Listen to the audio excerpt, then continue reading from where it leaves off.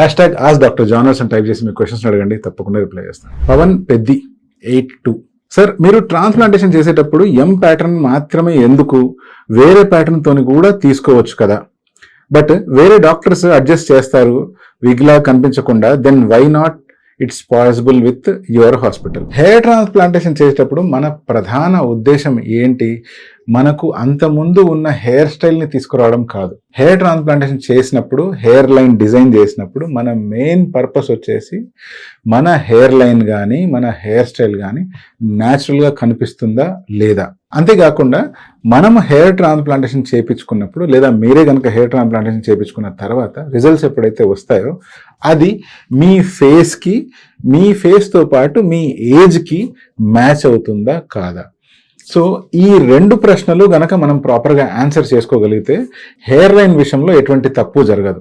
అలా కాకుండా మనము మన పాస్ట్లో జీవిస్తున్నాము అనుకోండి, ఫర్ ఎగ్జాంపుల్ మనకు ఒక 5 years బ్యాక్ ఉన్న హెయిర్ని గుర్తు తెచ్చుకోవడం కావచ్చు, లేకపోతే మీరు టీనేజ్లో ఉన్నప్పుడు మీకు హెయిర్ ఎంత ఒత్తుగా ఉండేది, ఎంత పొడవు పెరుగుతూ ఉండేది అనే దాని గురించి మాటికి ఆలోచించి దాన్ని రీలివ్ చేయడానికి ట్రై చేస్తున్నారు అనుకోండి, అటువంటప్పుడు హెయిర్ ట్రాన్స్ప్లాంటేషన్ మీకు సాటిస్ఫాక్టరీ రిజల్ట్స్ ఇవ్వడం కష్టం. అలా కాకుండా మీరు ఎప్పుడైతే రియలిస్టిక్గా ఆలోచిస్తారో, ఎప్పుడైతే నేను నా ఏజ్కి నార్మల్గా కనిపిస్తే చాలు అనే రియలిస్టిక్ గోల్ని ఎప్పుడైతే ఆలోచిస్తారో మీకు డ్రా చేసే హెయిర్ లైన్ డెఫినెట్గా నచ్చుతుంది. కొన్నిసార్లు నాకు ఈ ప్రశ్నలు ఎదురవుతూ ఉంటాయి, సార్ వేరే ప్లేస్కి వెళ్తే అక్కడ వాళ్ళు నాకు హెయిర్ లైన్ కిందికి డ్రా చేశారు, అది నాకు నచ్చింది. ఇంకొన్నిసార్లు సార్ ఇంకో ప్లేస్కి వెళ్ళుంటే వాళ్ళు నేను ఇట్లా సైడ్లో కావాలి అని అడిగితే వాళ్ళు సైడ్ కూడా అట్లా డిజైన్ చేసి ఇచ్చారు, మీరు ఎందుకు అలా చేయట్లేదు అని. చూడండి, ఎప్పుడైనా కూడా ఎక్స్ట్రా నెంబర్ ఆఫ్ గ్రాఫ్ట్స్ పెట్టడం కానీ, లేకపోతే ఎక్స్ట్రాగా హెయిర్ లైన్ కిందికి డ్రా చేయడం అనేటువంటిది చాలా ఈజీ పద్ధతి. ఎందుకంటే క్లయింట్కి నచ్చినట్లు, మీకు ఇలా నచ్చుతుంది కాబట్టి నేను ఇలా చేసేస్తాను అని చెప్పడం చాలా ఈజీ. ఎక్కువ నెంబర్ ఆఫ్ గ్రాఫ్ట్స్ అయినప్పుడు దాని కాస్ట్ పెరుగుతుంది, సర్జన్కి అది బెనిఫిషియల్గా అనిపిస్తుంది. కానీ లాంగ్ టర్మ్ విషయం గురించి నేను ప్రత్యేకించి ఆలోచిస్తాను. ప్రతిరోజు మీరు అద్దం చూసుకున్నప్పుడు ఆ హెయిర్ లైన్ చూసుకుంటూ ఉంటారు. మీకు హెయిర్ లైన్ ఎప్పుడైతే డిజైన్ చేస్తానో అదే హెయిర్ లైన్ మీ ఫేస్కి ఒక ట్రేడ్ మార్క్ లాగా అయిపోతుంది. అంటే మీ ఫేస్ చూసినప్పుడు ఆ హెయిర్ లైన్ని బేస్ చేసుకొని ఇది మీ ఫేసు అని ప్రజలు గుర్తించడం స్టార్ట్ చేస్తారు. అటువంటప్పుడు అది ఎంత న్యాచురల్గా ఉంటే అంత మంచిది. అలా న్యాచురాలిటీ వెతికే క్రమంలో నేను ప్రత్యేకించి గమనించింది ఏంటి అంటే, ఎం ప్యాటర్న్లో ఎప్పుడైతే మనం డ్రా చేస్తామో మన ఇండియన్ హెడ్కి డెఫినెట్గా అది మాత్రమే మంచి రిజల్ట్స్ అనేటువంటిది ఇస్తుంది, న్యాచురల్ రిజల్ట్స్ కూడా ఇస్తుంది.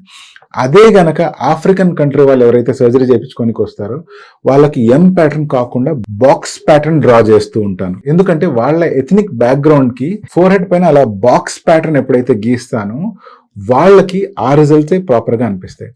అదే కొంతమంది కకేషియన్ పేషెంట్స్ వస్తుంటారు, అంటే వెస్ట్ సైడ్ నుంచి, అమెరికా కావచ్చు లేకపోతే ఆస్ట్రేలియా కావచ్చు, ఇటువంటి వాళ్ళందరికీ కూడా ప్రత్యేకించి హెయిర్ లైన్ అనేటువంటిది ఎంని ఇంకొంచెం వెనక్కి ఎక్స్టెండ్ చేస్తాను. అంటే ఈ సైడ్లో ఏవైతే ఫ్రంటో టెంపరల్ యాంగిల్స్ ఉంటాయో అవి ఇంకొంచెం లోపలికి ఇంప్లాంట్ చేస్తాను. అంటే మీకు ఇంకా బాగా అర్థం కావాలంటే మ్యాట్రిక్స్ సినిమాలో కొంచెం ఆ హెయిర్ స్టైల్ని అబ్జర్వ్ చేయండి, వాళ్ళకి అటువంటి హెయిర్ స్టైలే సెట్ అవుతుంది. మన ఇండియన్స్కి మరీ డీప్గా కాకుండా కొంచెం లోయర్ చేసిన ఎం అయితే సెట్ అవుతుంది. అదే ఇటువైపు ఈస్ట్ వైపు నుంచి కొంచెం మోర్ ఈస్టర్న్ ఏషియన్ పీపుల్ వచ్చారనుకోండి, చైనా కావచ్చు లేకపోతే జాపనీస్, కొరియన్స్, ఇటువంటి వాళ్ళకి యూ ప్యాటర్న్లో డ్రా చేయవలసి వస్తుంది. అలా చేస్తేనే సెట్ అవుతుంది. అదే ఆడవాళ్ళు అయితే ఇంకా మనం ఇన్వర్టెడ్ వి షేప్ లాగా చేయాల్సి వస్తుంది. అంటే ఎగ్జాక్ట్లీ వి కాదు, బట్ మోర్ ఆర్ లెస్ అటువంటి ప్యాటర్నే ఉంటుంది. సో హెయిర్ లైన్ సింపుల్గా డిజైన్ చేయడం కాదు, అంటే మీకు నచ్చినట్టు చేయడం అనేది ఉద్దేశం కాదు, మీకు అది యాప్ట్గా సూట్ అవుతుందా లేదా అనేది అన్నిటికంటే ఇంపార్టెంట్ పాయింట్. ఈ పాయింట్ మీకు అర్థం కావాలి అంటే మీరు చేయాల్సింది ఏంటి అంటే, ఒక టెంపుల్ దగ్గరే రెగ్యులర్గా గుండు కొడుతూ ఉంటారు కదండి, సో మీరు అక్కడ కొద్దిసేపు కూర్చొని అబ్జర్వ్ చేస్తుండండి. అంటే జుట్టుతో ఆల్రెడీ వచ్చి ఉంటారు వాళ్ళు, తర్వాత గుండు చేయించుకున్న తర్వాత వాళ్ళ ఫేస్ ఎలా ఉంది, వాళ్ళ హెయిర్ లైన్ ఎలా ఉంది అని. ఇంకా మీ ఫ్రెండ్స్ కూడా ఎవరైనా రెగ్యులర్గా గుండు కొట్టించుకుంటున్నారంటే వాళ్ళని అబ్జర్వ్ చేస్తూ ఉండండి. గుండు చేసినప్పుడు ఆ హెయిర్ లైన్ ఎం ప్యాటర్న్లో లోపలికి కనిపించిన, జుట్టు పెరిగిన తర్వాత ఆటోమేటిక్గా ఆ ఎం ప్యాటర్న్ కానీ ఆ టెంపరల్ రిసెషన్స్ కానీ కనపడవు. సో అందుకనే ఇటువంటి ప్యాటర్న్ నేను చూస్ చేస్తాను. ఇండియన్ పేషెంట్స్కి ఈ ప్యాటర్న్ ప్రాపర్గా సెట్ అవుతుంది. సపోజ్ కొంతమందికి వైడ్ ఫోర్ హెడ్ ఉంటుంది, వాళ్ళకి కనుక కొంచెం హెయిర్ లైన్ కిందికి ఉంటేనే ఫేషియల్ మెజర్మెంట్ సెట్ అవుతుందని డెఫినెట్గా కిందికి కూడా డ్రా చేస్తాను.